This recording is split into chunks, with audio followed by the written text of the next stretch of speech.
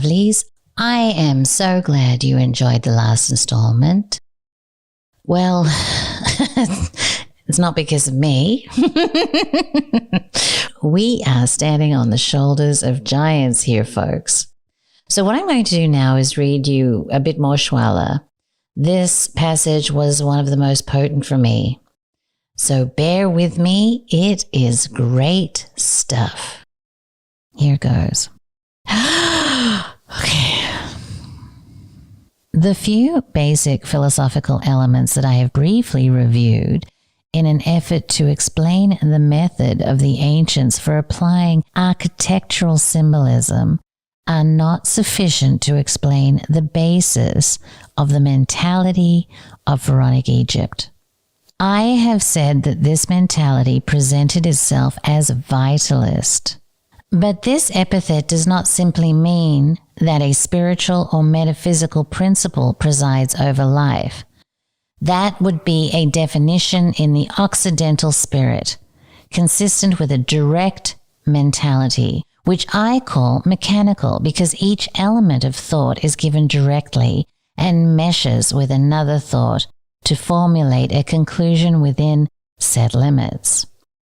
I also call this mentality mechanical because it seeks to make every notion objective and attributes all the value to the thing, to the arrested idea, that is to say, the idea framed in time and space. The Pharaonic mentality is typically indirect. A defined form is used to evoke the idea of this form, that is to say, the abstract complex that presides over the defined form. The best way to make myself understood would be the following image. In a fairly dark room, if we stare at a spot of bright light for a while, when we close our eyes, we shall see in lieu of this bright spot, the same spot, only dark.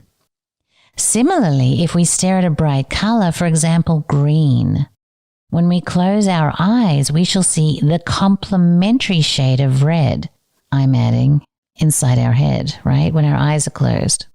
The Occidental would say the light and the color green are the reality.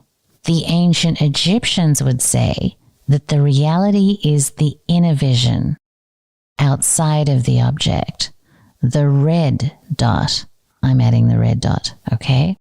This is huge for me. Like when I was becoming a yoga teacher and I was studying the tattvas, the example given was that the inner reality is the sound and that the manifested object as a result of the sound was the ear, so that the ear was the color green that you see with your open eyes. But the vital force that created the ear was the sound. That is the red dot, right? It's a very, very deep idea. Let me just explain the tattvas for a second. Oh, we're going deep today. The tattvas in Indian philosophy are elements or principles of reality. Tattvas are the basic concepts to understand the nature of the absolute. In Samkhya, which is what Laird talks a lot about actually, tattvas are used to explain the structure and the origin of the universe. Continuing with Schwaller, the example can also be used to explain what I mean by vital reaction. The concept vitalist implies for the ancients the evidence of the vital phenomenon as based on the principle of reaction. We find here a very similar mental disposition in China, at least in ancient China, still imbued with the wisdom of the old. There is a valid psychological reason behind this manner of thought. The fact of expressing a desire very easily provokes a subconscious resistance or doubt. Now, there is more power in subconscious doubt, as we all know, than in conscious belief. Hence the instinctive and unconscious race to deny or prevent the production or realization of what was desired. But the reason for this indirect mentality among the ancient Egyptians is based on the certain fact that everything in nature, which is alive, is provoked by the action of the complement. This creates the crossing and the play of resistance. Before one can inhale deeply, one must first exhale all of the air in the lungs. This would be the vital reaction, the reaction of the organism, which is the real action and not the voluntary action imposed on it. Similarly, the decomposing action of death brings about new life in organic matter. Hence the paradox that we die the moment the cells of our bodies cease dying, for it is their constant death that supports our life. That is to say, regeneration. How crazy is that, right? When you think about it, that is really true. However, this is still only the physical aspect of reaction.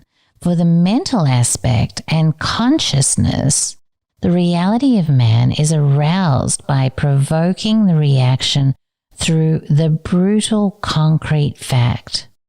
This reality, which is in us, is measured by the state of consciousness or of intellectual culture. We react to the extent that it is fitting for us, and this will be factual reality, whereas the thought imposed on us remains outside of us. That is to say, it penetrates no further than into our memory. And only what we have experienced, one might say suffered, impregnates our being and can modify our innate consciousness. Let's think reality tunnel, eh? Robert Anton Wilson was onto it. What do I mean by reality tunnel here in this context? Or in Robert Anton Wilson's context? Okay, let's take a controversial topic here as an example, as I think it's something we can all relate to. There are those whose tunnels are constituted by a belief in their government, media, and medical institutions.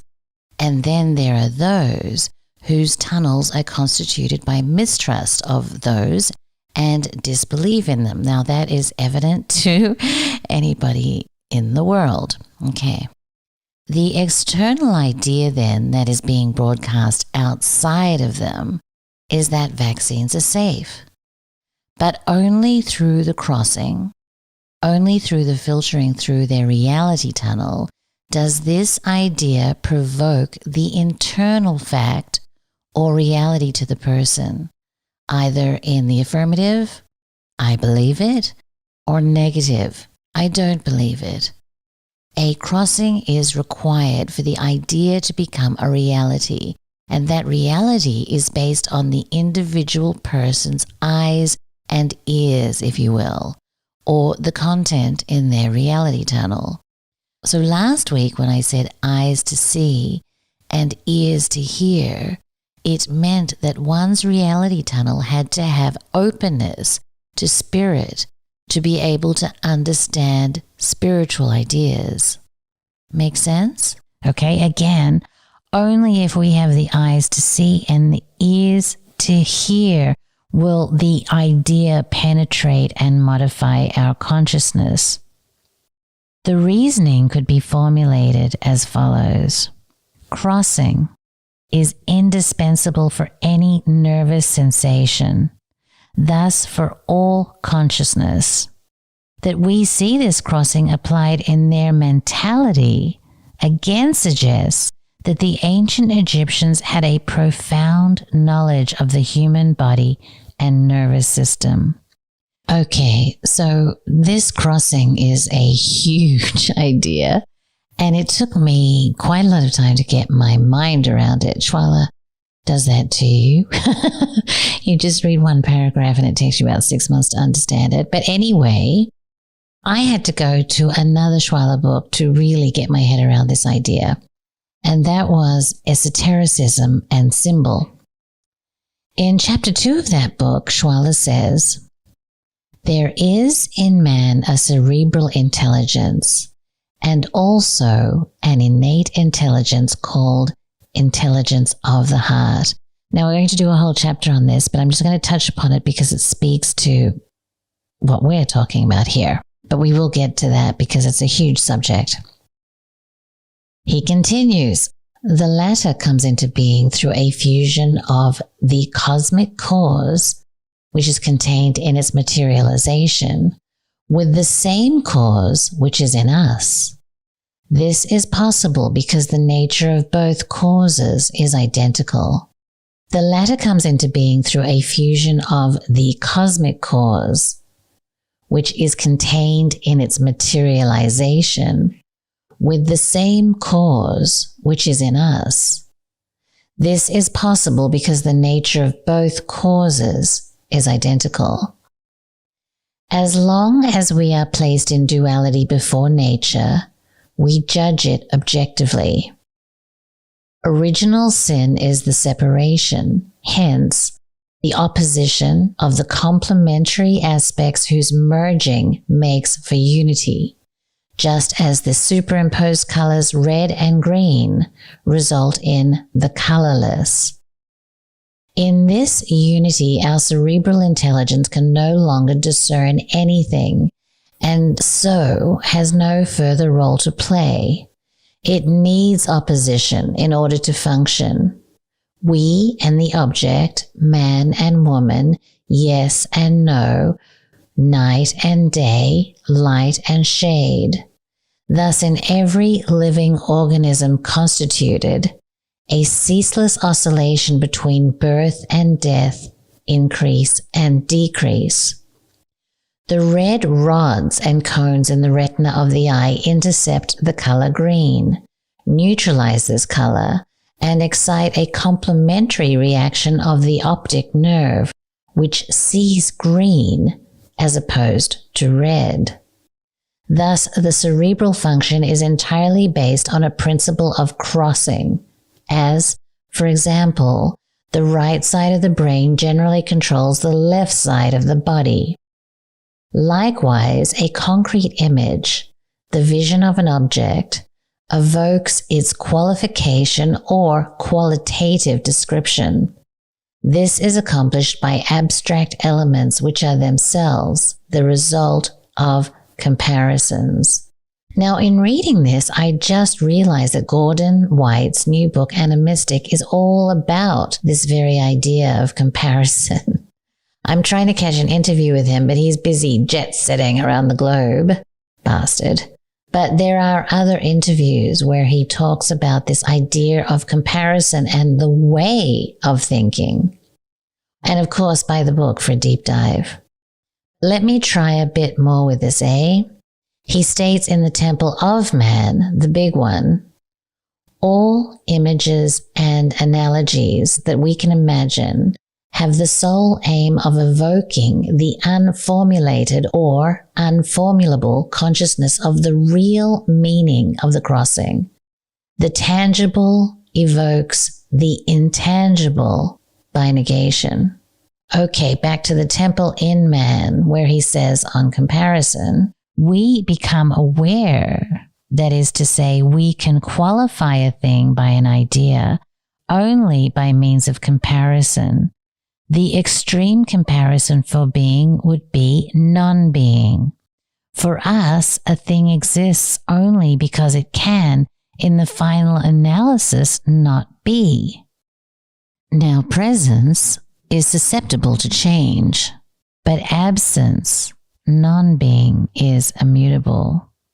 This reasoning of absurdity, however, underlies any philosophy of unity. That is to say, God, within his non-being of nature, which encompasses all things, is summarized like a seed. Everything that can be. Ancient Egypt accords the entire value to this cause and not the object that has emanated from it. When the ancients draw a figure, it is not a figure they look at, but what they are projecting of themselves onto this figure.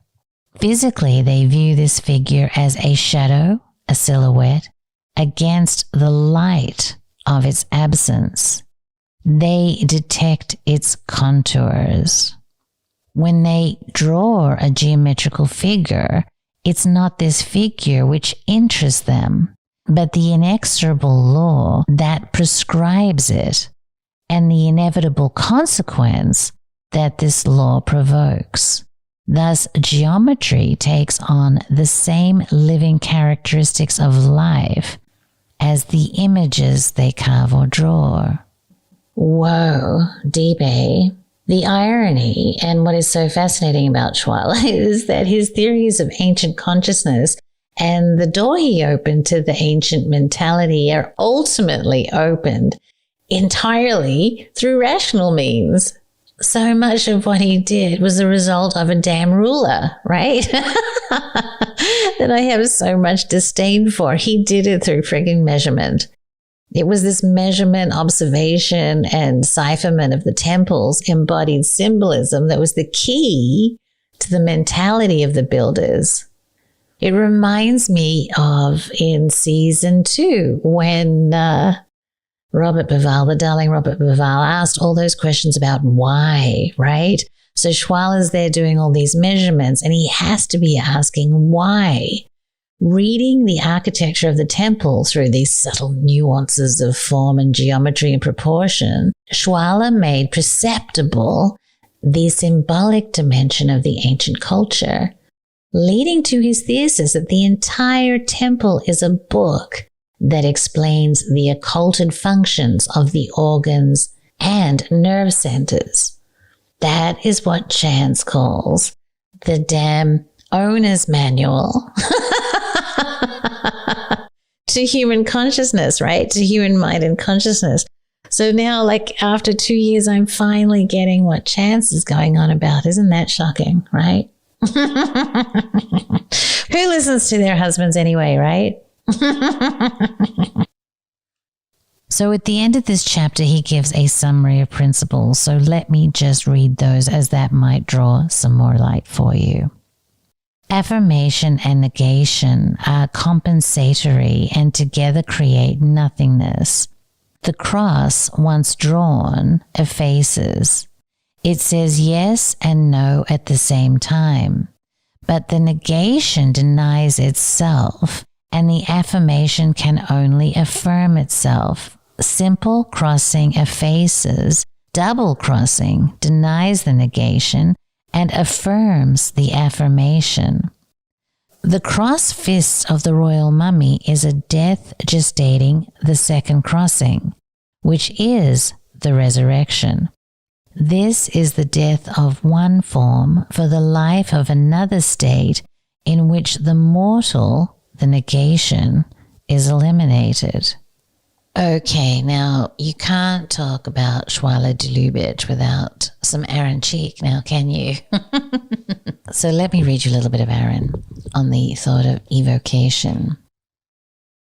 Against conventional symbols, which are merely arbitrary associations, Schwaller defined the true symbol as the physical effect of a metaphysical cause.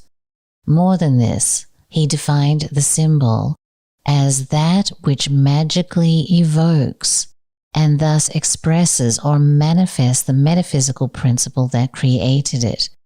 In every function, remarks Schwaller, there is that moment that cannot be situated in time that I call the present moment. It is this esoteric moment with which symbolique is concerned. At the root of this conception is the idea that every phenomenal thing is formed by a specification of energy into a perceptible form. This process of specification is described in terms of a will or seed, that is, a specifier, that acts upon an unspecified energy or milieu in order to create the resulting form. The specifying power is frequently likened to a fire that coagulates an uninformed substance into the nature specified by the fire. All volumetric expression, that is, all expression that gestates in time and space, originates for Schwaller from the interaction between the fire, will, or seed, and the substance upon which the fire acts. The result is a specified form or phenomena, which is the living symbol of the metaphysical interaction that created it. There are thus three aspects to the process: the specifying fire or function, the unspecified substance, and the specified form proper. So very, very deep ideas, right? But to make it really simple, I guess, trying to understand it myself, the material is a shadow of the immaterial. And that's why instead of blowing up the fucking material like they're doing at CERN tomorrow to try to understand the nature of the universe, perhaps what is a better idea is to approach the nature of the universe as the ancients did, trying to understand the metaphysics, the spiritual aspects of nature that lie behind the material. It seems like it might be a hell of a lot safer, eh? Schwaller says, I will say, to create is to make something from nothing. Thus, this nothing is virtually this thing. The thing created will be the negation of nothing, the affirmation of the corporeal form. To negate this nothing is to pass from the virtual to the actual, but the negation of nothing is absurd. Hence, negation can only apply to the thing which is transitory, which is able to be thus, which is able not to be.